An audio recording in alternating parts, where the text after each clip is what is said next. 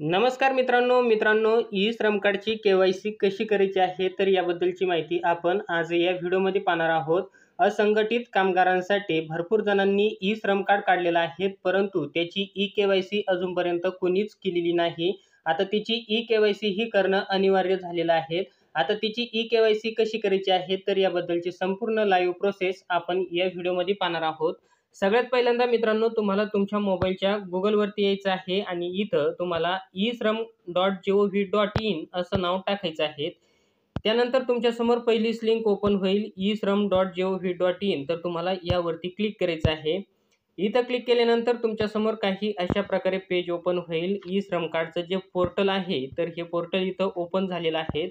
त्यानंतर तुम्हाला इथं खाली यायचं आहे। इथं खाली आल्यानंतर तुम्हाला इथं रजिस्टर ऑन ई श्रम कार्ड, तर तुम्हाला यावरती क्लिक करायचं आहे। व्यवस्थित बघून घ्या, रजिस्टर ऑन ई श्रम ऑलरेडी रजिस्टर अपडेट, तर या नावावरती तुम्हाला या ऑप्शनवरती क्लिक करायचं आहे। इथं क्लिक केल्यानंतर तुमच्यासमोर काही अशा प्रकारे पेज ओपन होईल। तर इथं कोपऱ्यामध्ये बघा तुम्हाला 3 रेषा दाखवित आहे, तर तुम्हाला त्यावरती क्लिक करायचं आहे। आता इथं क्लिक केल्यानंतर तुम्हाला 3 नंबरचा ऑप्शन आहे बघा, ऑलरेडी रजिस्टर, तर तुम्हाला त्या नावावरती क्लिक करायचं आहे। आता इथं क्लिक केल्यानंतर त्याच्या खाली बघा अपडेट प्रोफाईल युजिंग आधार नावाचा एक ऑप्शन आहे, तर तुम्हाला त्यावरती क्लिक करायचं आहे। आता इथं क्लिक केल्यानंतर तुम्हाला इथं तुमचा मोबाईल नंबर टाकायचा आहे आणि खाली कॅप्चा भरायचा आहे। त्यानंतर इथं तुम्हाला सेंड OTP या नावावरती क्लिक करायचं आहे। त्यानंतर तुमच्या मोबाईलवरती एक OTP पाठवला जाईल, तो OTP तुम्हाला इथं टाकायचा आहे। त्यानंतर इथं तुम्हाला सबमिट या नावावरती क्लिक करायचं आहे। त्यानंतर तुम्हाला इथं आधार कार्ड नंबर टाकायचा ऑप्शन आलेला आहे, तुम्ही इथं बघू शकता। त्यानंतर इथं खाली तुमच्या समोर 3 ऑप्शन आलेले आहेत। पहिला आहे फिंगरप्रिंट, दुसरा आहे आयरिस आणि तिसरा आहे OTP। आता इथं तुमचा आधार कार्डला मोबाईल नंबर लिंक असेल तर तुम्ही हा OTPचा ऑप्शन निवडायचा आहे, कारण तुमच्याकडे फिंगरप्रिंट डिव्हाइस नसणार आहे आणि आयरिस सुद्धा नसणार आहेत। परंतु तुमच्या आधार कार्डला जर मोबाईल नंबर लिंक असेल तर तुम्ही इथं OTPचा हा ऑप्शन निवडायचा आहे आणि खाली हा कॅप्चा जसा आहे तसाच भरायचा आहे आणि त्यानंतर सबमिट या नावावरती क्लिक करायचं आहे। आता मित्रांनो, तुमचा जर आधार कार्डला मोबाईल नंबर लिंक नसेल तर तुम्हाला तुमच्या जवळच्या सेतू सुविधा केंद्रावरती किंवा CSC सेंटरवरती जाऊन सुद्धा तुम्ही इथं ई केवायसी ही करू शकता। जर तुमच्या आधार कार्डला मोबाईल नंबर लिंक असेल तर तुम्हाला तुमचा आधार कार्ड नंबर टाकायचा आहे, इथं OTP हा ऑप्शन निवडायचा आहे, खाली कॅप्चा भरायचा आहे आणि सबमिट या नावावरती तुम्हाला क्लिक करायचं आहे। त्यानंतर तुमच्या आधार कार्डला जो मोबाईल नंबर लिंक आहे तर त्यावरती एक OTP पाठवला जाईल, तर तो OTP तुम्हाला इथं टाकायचा आहे हे आणि त्यानंतर इथं व्हॅलिडेट या नावावरती क्लिक करायचं आहे। त्यानंतर तुमच्या समोर अशा प्रकारे काही पेज हे ओपन होईल। इथं तुमची संपूर्ण माहिती आलेली आहे। तर तुम्हाला काय करायचं आहे, इथं कोपऱ्यामध्ये 3 डॉट दिसतात, तर त्यावरती जायचं आहे आणि इथं डेस्कटॉप साईट नावाच्या यावरती तुम्हाला एक चेक बॉक्स लावायचे आहेत।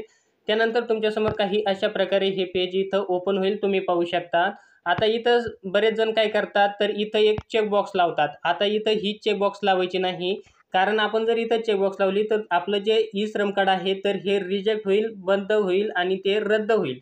तर तुम्हाला काय करायचं आहे, इथं ही चेक बॉक्स लावायची नाही, तुम्हाला डायरेक्ट इथं अपडेट ई केवायसी इन्फॉर्मेशन या नावावरती क्लिक करायचं आहे।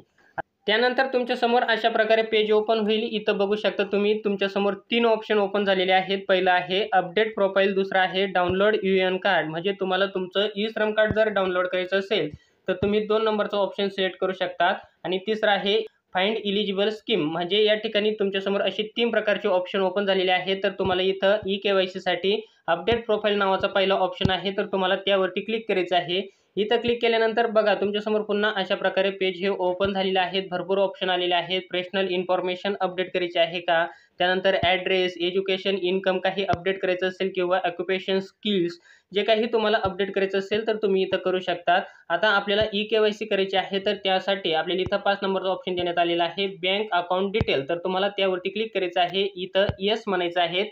त्यानंतर तुमच्यासमोर काही अशा प्रकारे तुमची बँकेची डिटेल ही आलेली आहे।